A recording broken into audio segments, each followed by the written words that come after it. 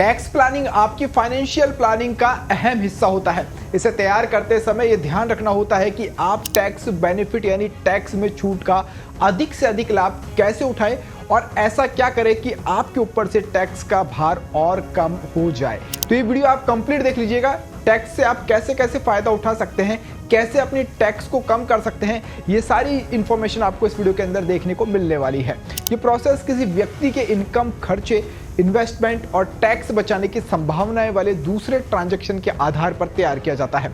Tax planning का primary goal tax deduction और credit को मिलाकर कम से कम टैक्स देने का प्लान तैयार करना होता है। ये पर्सनल फाइनेंस का एक महत्वपूर्ण हिस्सा भी है, जिसका काम कानूनी दायरे का पालन करते हुए टैक्स पेयर्स पर टैक्स का कम से कम बोझ डालना होता है।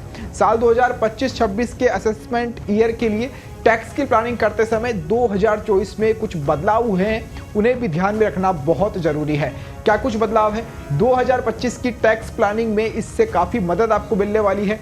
टैक्स लॉस हार्वेस्टिंग सिस्टम एक अच्छा टूल है। इसके तहत सिक्योरिटीज को घटाकर सहकर बेचा जाता है ताकि पोर्टफोलियो के बाकी निवेश से होने वाले कैपिटल गेन की भरपाई कम टैक्स देने के लिए की जा सकती है।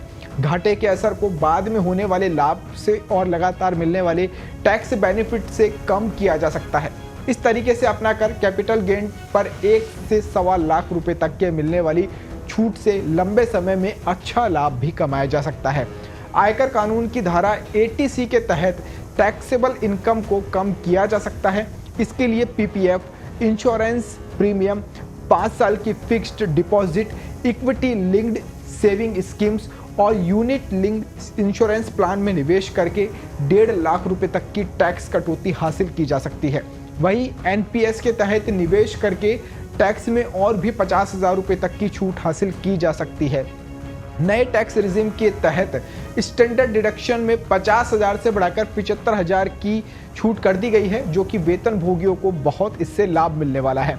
टैक्स लायबिलिटी 10,000 रुपये से अधिक होने पर आप एडवांस टैक्स भुगतान समय पर होने की स्थिति में भी जुर्माना से बचकर ये लाभ भी हासिल कर सकते हैं।